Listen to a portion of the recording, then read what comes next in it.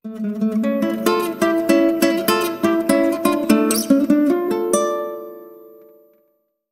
masih bersama dengan saya di sini Ridwan Gibran. Di video kali ini saya akan coba membahas salah satu topik tentang aplikasi Aronium ya, yaitu bagaimana cara melakukan proses refound yang beda produk dan juga beda harga.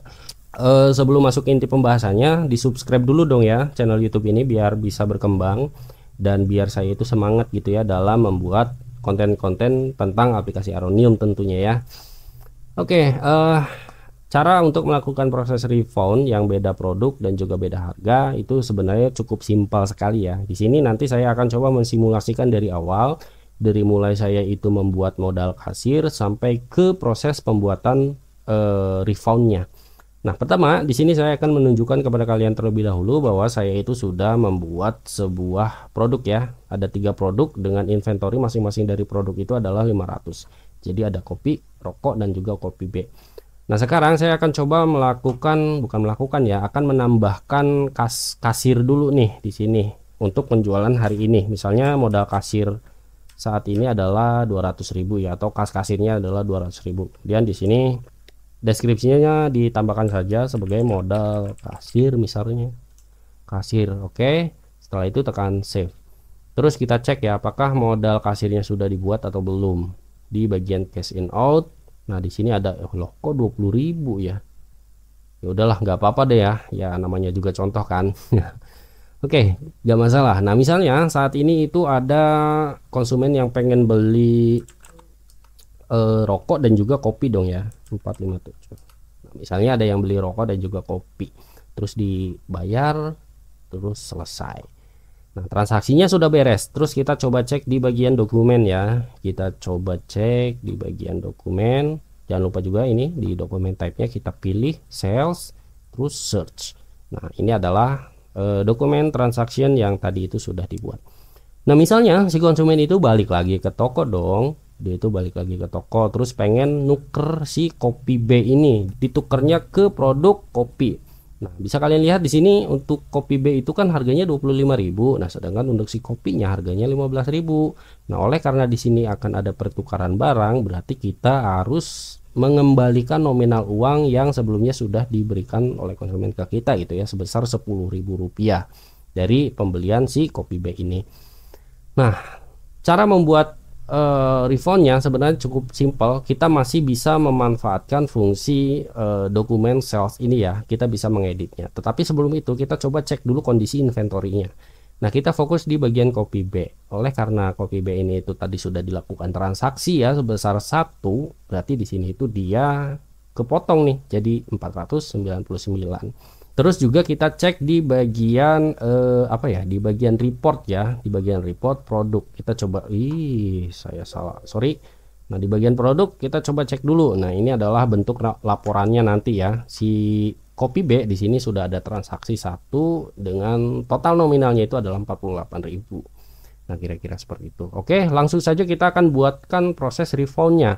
Nah, kita masih bisa memanfaatkan fungsi dokumen di sini ya, dokumen edit. Meskipun mungkin kita bisa membuatnya seperti ini ya, sales, dan di sini ada fungsi refound. Tetapi di sini saya akan coba memanfaatkan fungsi dokumen edit ya di sini. Nah, untuk mengeditnya tinggal di double klik saja seperti biasa ya. Nah, kemudian yang ditukar oleh konsumen itu kan kopi B, maka si produk kopi B-nya kita di double klik. Pada bagian kuantitinya kita isikan saja kosong ya. Kita isikan kosong. Terus kita tambahkan produk penggantinya ya. Misalnya dia si konsumen itu pengen diganti ke kopi. Nah, si kopinya ini kita masukkan kuantitinya itu 1. Terus tekan OK saja. Nah, di sini bisa kalian lihat kopi B-nya kosong, si kopinya ditambahkan, kuantitinya 1. Dan jangan lupa juga pada bagian eksternal dokumen silahkan kalian isi, terus di bagian tanggal kalian isi, dan pada bagian notes juga bisa kalian isi ya untuk menjelaskan kenapa si kopi B ini itu di dalam laporan transaksi kuantitinya 0. Nah, kalian bisa menjelaskannya di sini misalnya bla bla bla bla bla bla bla, misalnya seperti itu ya. Nah, setelah seperti ini jangan lupa juga pada bagian payments itu ya, tepatnya di bagian amount nih, ini 48.000 itu kan transaksi sebelumnya ya. Dimana transaksi ini itu menyangkut si ini nih, si kopi B ini itu harus dirubah dong, bukan 48.000 dong ya. Jadi harusnya disamakan dengan total yang saat ini. Misalnya di sini 38.000, Berarti pada bagian payments juga ini harus 38.000. Jadi seperti ini 38.000. Terus tekan OK.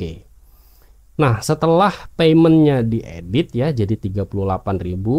Oke, balik lagi ke dokumen. Lalu kita tekan save saja ya. Tekan save. Nah, bisa kalian lihat di sini dokumennya sudah berhasil dibuat. Kita coba cek di sini juga sudah ditambahkan ya. Copy B-nya sudah 0 dan ditambahkan copy sebagai produk penggantinya. Nah, terus kita coba cek bagian inventory-nya ya. Ini kan masih ya, si copy masih 500, kita refresh saja. Nah, di sini kopinya itu jadi 499 dan si copy B yang sebelumnya ditransaksikan terus di retur ya atau di refound, dia nominal inventory-nya atau bukan nominal ya, quantity inventory-nya itu dikembalikan ke quantity inventory awal yaitu 500. Kemudian kita coba cek di bagian reportnya ya, tepatnya di bagian produk ya, kita show report. Nah, bisa kalian lihat di sini bahwa copy B di laporannya juga dia akan dituliskan sebagai 0 dan pada bagian copy dia dituliskan sebagai 1.